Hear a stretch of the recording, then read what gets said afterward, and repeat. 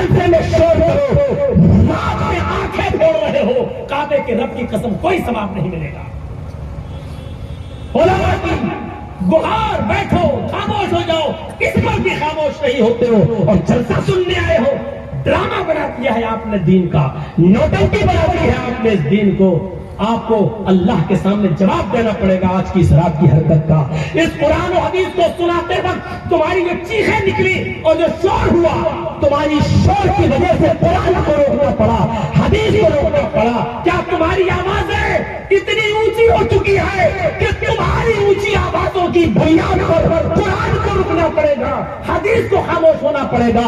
क्या तुम इतने बड़े इंसान हो चुके हो कि तुम्हारी चीखों पुकार के आगे कुरान बंद होगा, हदीस को रोका जाएगा? अरे डरो, कहीं अल्लाह का अज़ाब ना आ जाए, ये जमीन न फट जाए और इस जमीन के अंदर कहीं तुम धंस के मर न जाओ। अल्लाह के अज़ाब का इंतजार करो। आज तुमने वो शैतानी काम किया जो शैतान भी शायद सोच के हंस रहा होगा कि हमसे बड़ा काम तो आज ये हमारी इन लोगों ने कर दिया, इन नस्लों ने कर दिया है। हम जिस कुरान को कमजोर करना चाहते थे, इन लोगों ने खुद ही कुरान को कमजोर कर दिया। आज शैतान भी हंस रहा होगा तुम्हारी इस हरकत पर, इस हरकत पर। तसव्वुर करो मेरे भाइयों, क्या इतनी सी बात तुम समझते हो? इतनी सी बात नहीं है, ये बहुत बड़ी बात है। इखलास करो, अमल सालेह अपनाओ, इस बुजुर्ग आलिम दीन से कुछ सीखो, इस बुजुर्ग आलिम दीन से कुछ सीखो। तुम्हें नहीं मालूम, यहां बैठे हो 20 साल 22 साल की तकरीरें हो जाना एक आपको बड़ी अहमियत रखता है। इतनी लंबी मुद्दत तक कोई आलिम लोगों पर राज नहीं किया। मैं घमंड नहीं कर रहा हूं, अल्लाह घमंड से बचाए। कोई 2 साल चला, कोई 4 साल चला, कोई 5 साल सुना गया, लेकिन 22 साल के बाद भी हल में मजीद आज भी कई जगहों के लोग हमसे मिल रहे हैं और प्रोग्राम लेने के लिए आ रहे हैं और आए और इसी बिहार और कटिहार की सरजमीन के लिए आए। क्या ये मकबूलियत नहीं? इतनी लंबी मुद्दत तक किसी का चलना और किसी का सुना जाना ये बहुत बड़ी बात है। लेकिन मैं आपसे ये सवाल करना चाहता हूं कि इतनी लंबी मुद्दत तक आपने मौलवी जर्जीस को सुना, 22 साल सुना, 24 साल सुना। मुझे ये बता दो कि 24 साल की इस लंबी जिंदगी में आपके अंदर तगय्युर क्या आया, आपके अंदर तब्दीली क्या आई, आपके अंदर चेंजिंग क्या आई, आपके अंदर इस्लाह कितनी हुई, आपने कितने परसेंट आपकी जिंदगी में इस्लाम आया? जरा इस सवाल का जवाब मुझे दे दो, इस सवाल का जवाब। आप 22 साल पहले भी वही थे, आज भी वही है। जो जहालत पहले थी वो आज भी है। कर्नाटक के जलसे देखो, आपसे ज्यादा भीड़ थी कर्नाटक में, लेकिन मजाल की कोई चोरिया भी परमान जाए, मजाल की कोई मौलाना जर्जीस के पास चलाए, आने का रास्ता अलग, जाने का रास्ता अलग, वही लाए वहीं से ले गए। किसने कहा कि जलसा खत्म करने के बाद मुसाफा करो? कौन कहता है कि मुसाफा करने से तुम्हारे गुनाह झड़ जाएंगे और तुम जन्नत में चले जाओगे? कौन सी हदीस में लिखा है कि जलसा खत्म हो टूट पड़ो? ये सारी बातें जिहालत पर मबनी है। जो बातें कही गई अब उस पर अमल करो, जो कहने वाला था उसको भी आराम करने दो। आप भी आराम करो, मस्जिदों में जाओ, वुजू करो और नमाज पढ़ो। ये होना चाहिए। 20 साल और 22 साल के बाद बताइए, मैंने सिर्फ एक चीज देखी है बिहार की सरजमीन पर, अगर बढ़े हैं कोई चीज तो सिर्फ मदरसे बढ़े हैं, मदरसों में इजाफा हुआ है, लेकिन जहेज जो पहले था वो आज भी है, बल्कि उससे भी ज्यादा बढ़ गया है, उसमें कमी नहीं आई। क्यों नहीं आती कमी? मदरसे खुल जाते हैं, मदरसे की कमेटी बन जाती है, जहेज को रोकने के लिए कमेटी क्यों नहीं बनती? और याद रखो मेरी बात को नोट कर लेना और यूपी से सीख लो, सबक हासिल कर लो कि कई हजार नहीं, कई लाख लड़कियां ऐसी है मुसलमानों में जिन्होंने कोर्ट अदालतों में एप्लीकेशन दे रखी है कि मैं अपनी मर्जी से गैर मुस्लिम लड़के के साथ शादी कर रही हूं। हो सकता है कि जब मैं शादी करूं तो मेरे बाप और मेरे भाइयों को ऐतराज हो, लिहाजा उस वक्त न मेरे बाप की सुनी जाए न मेरे भाइयों की सुनी जाए, उस वक्त सिर्फ मेरी सुनी जाए। मैं अपनी मर्जी से ये एप्लीकेशन दे रही हूं और फला फला गैर मुस्लिम लड़के के साथ मैं अपनी मर्जी से शादी करने के लिए तैयार हूं। मेरी शादी फला फला मंदिर में होगी, हिंदू रस्म रवाज और रीति के मुताबिक होगी, मेरे नाम में सिंदूर भरा जाए। ये कोर्ट में एप्लीकेशनें दे दी गई है। अब बैठ जाइए भाई, थोड़ा सा 10 मिनट हमें और दे दीजिए। ये एप्लीकेशन दी जा चुकी है। ये मत सोचिएगा मौलाना जर्जी साहब जेल से छूटने के बाद थोड़ा सा नर्म हो जाएंगे। नरमी तो हमने कभी सीखी ही नहीं, समझौते तो हमने कभी किए ही नहीं। हाँ, जिन चीजों से परेशानी थी उस पर मैंने बैंड लगा दिया, उस पर मैंने रोक लगा दी। और अब हमारे पास आखिरी रास्ता है। बस 5.5 महीने में मैंने बहुत कुछ सीख लिया है जेल के अंदर रहकर भी। अगर आप मेरी इजाजत के बगैर उल्टे सीधे थंबल बनाएंगे तो आपके ऊपर कौन सी धारा में और कहां से केस दायर किया जा सकता है, किसी की इज्जत नफ्स से खेलने की क्या सजा हो सकती है, ये फिर मैं कदम उठाने पर मजबूर हो जाऊंगा। क्योंकि जो चीज मैं बोलूं नहीं वो आप दें, जो चीज मैं मना करूं वही आप दें, ये चीज हमसे बर्दाश्त नहीं होगी। ये चीज हमसे बर्दाश्त नहीं होगी। इसलिए मैं कहता हूं कि अभी भी चोरी चोरी और छुप छुप कर कुछ लोग अभी भी अपने अपने चैनलों पर तकरीरें मेरी इधर से उधर से लाकर डाल रहे हैं। मैं देखता हूं चैनलों को, नजरअंदाज कर जाता हूं। जिस दिन देखूंगा कि खतरनाक चीज पड़ी हुई है और कुव्वते बर्दाश्त से जवाब दे देगी, तो याद रखना जो मकान आपके बने हैं इस कमाई से, उस मकान के बिकने तक की नौबत आ जाएगी। क्राइम ब्रांच कितने सख्त केस में और कितनी सख्त धारा में ये मुकदमा दर्ज करता है, इसका एहसास अभी आपको नहीं मालूम। इज्जत नफ्स से बड़ी कोई चीज नहीं होती। मौलाना ने मोदी को ललकारा, ये हेडिंग देंगे आप? मौलाना ने हिंदू धर्म की अर्थी उठाई, ये हेडिंग देंगे आप? मौलाना तो हुआ एक लड़की से प्यार, ये हेडिंग देंगे आप? मौलाना से मिलने आई एक लड़की, ये हेडिंग देंगे आप?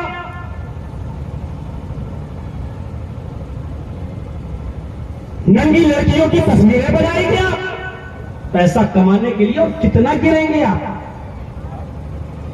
इन लड़कियों ने एप्लीकेशनें दे रखी हैं। और बिहार वालों सबक सीख लो यूपी के लोगों से, सरकारें बदलने में टाइम नहीं लगता। देख लीजिए अभी 1 साल पहले कौन सी सरकार थी, अब कौन सी आ गई, पहले क्या था अब क्या है। और ये ऐसी चीज है कि कल ये नहीं रहेगी, कल फिर कुछ और। 2024 के इलेक्शन को किस तरफ ले जाने की कोशिश की जा रही है।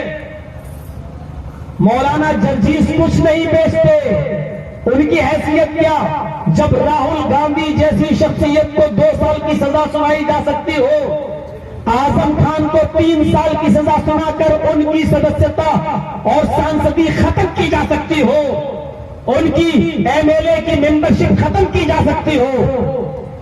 दिन दहाड़े इलाहाबाद के धरती पर हॉस्पिटल ले जाते हुए रात की 10:30 और 11 के बजे के टाइम पर पुलिस की मौजूदगी में मर्डर और हत्याएं होने लगे। मेरे भाइयों, ये 2024 की का जो जाल बिछाया जा रहा है वो किस तरह पुलवामा हमले पर साजिश बेनकाब हुई, ये सब आप देख रहे हैं।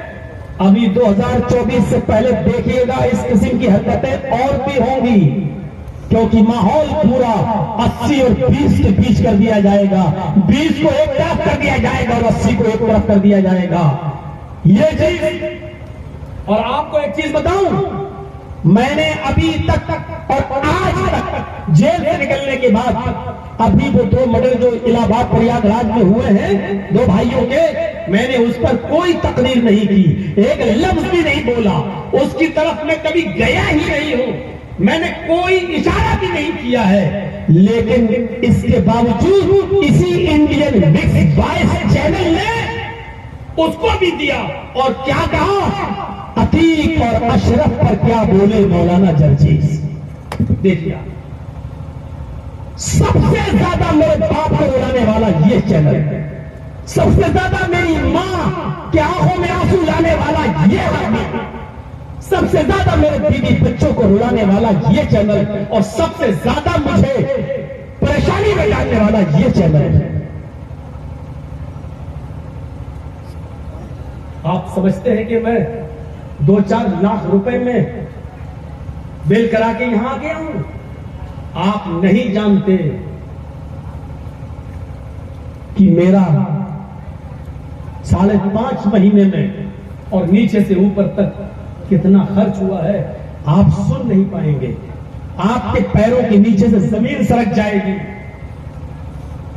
कोई काम नहीं आता है।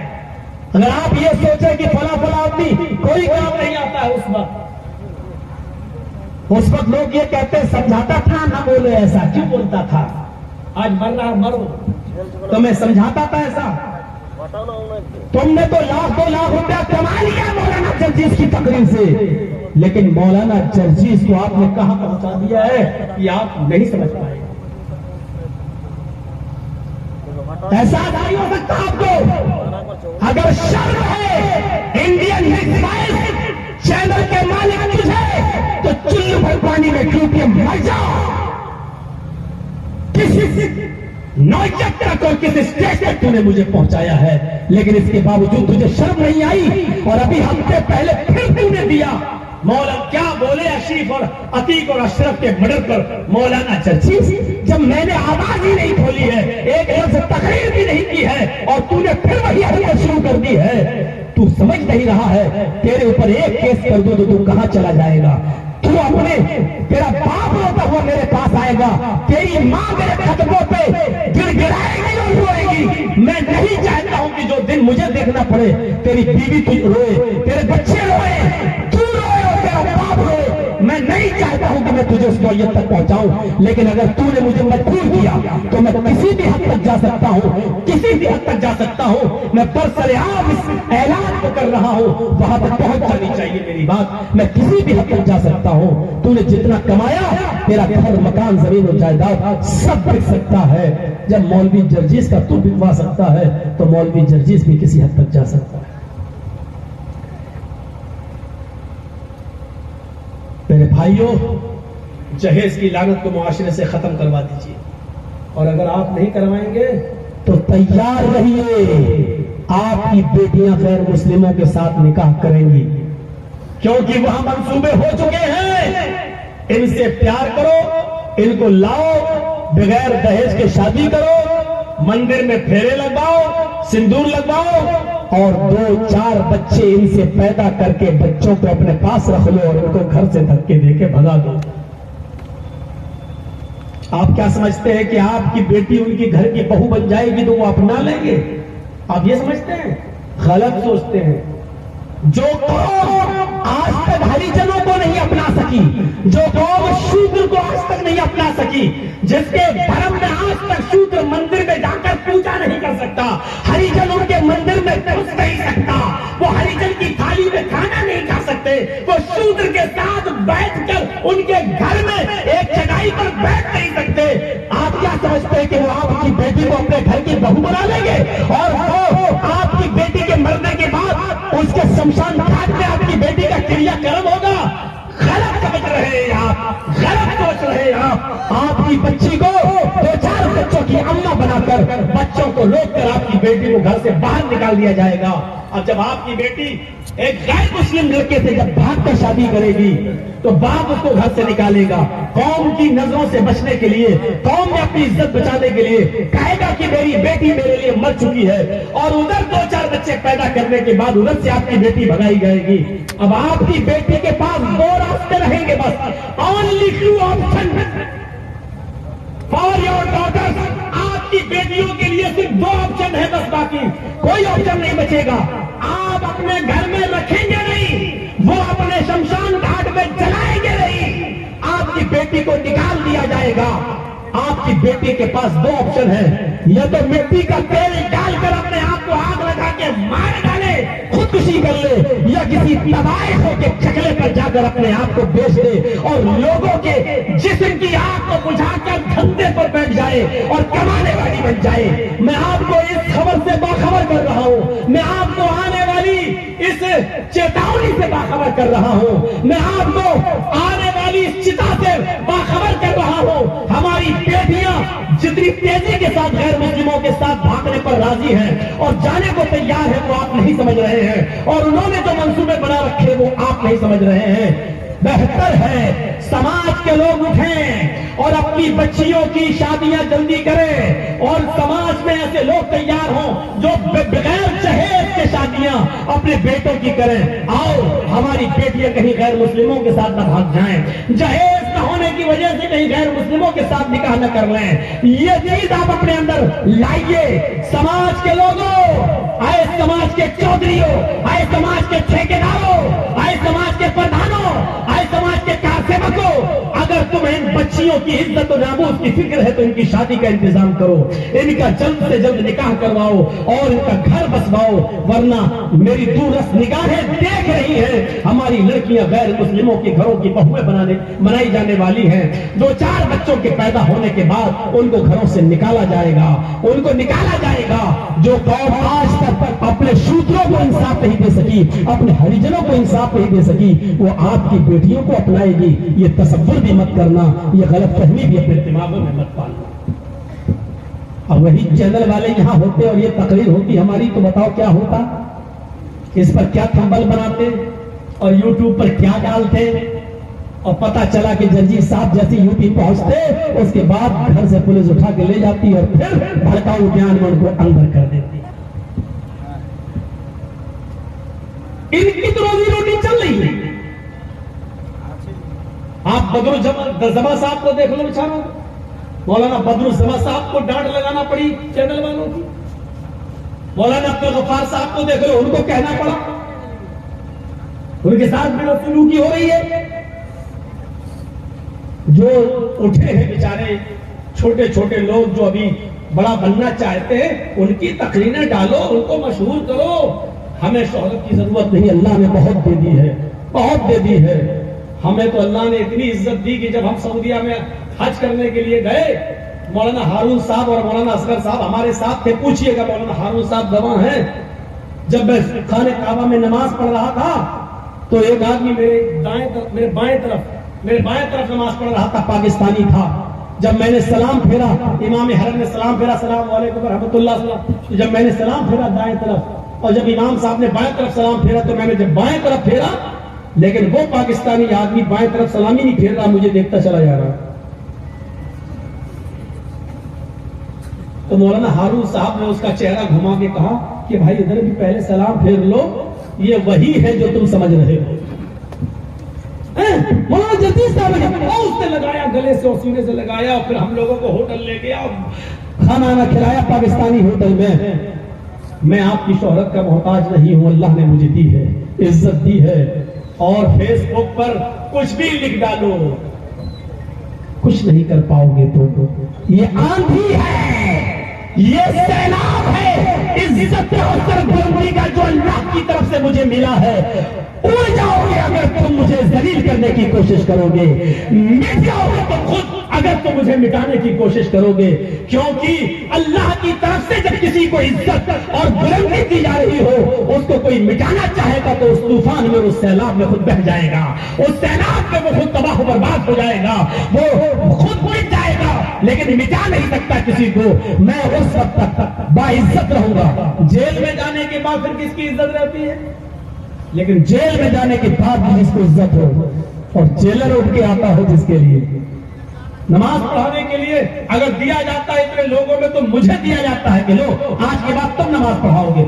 मेरे भाइयों, जो काम मैं यहाँ करता था वही काम मुझे ये अलग बात है कि यहाँ हजारों में करता हूँ, वहां जो 4, 5, 6 लोग नहीं, 200, 400, 500 लोगों में करना पड़ता है, लेकिन काम वही होता है मेरा। मेरे भाइयों, अगर किसी के बीवी और बच्चे ना हो, तो मैं तो कह रहा हूं, अगर किसी के बीवी बच्चे माँ बाप ना हो तो जेल से ज्यादा सुकून कहीं नहीं है। जेल में अगर कोई टेंशन किसी को होती है तो सिर्फ माँ बाप की और बीवी बच्चों की। मेरे बाप बीमार हो, उनका इलाज कैसे होगा, मेरे बच्चों की फीस कैसे भरी जाएगी, बेटा बीमार होगा तो क्या होगा।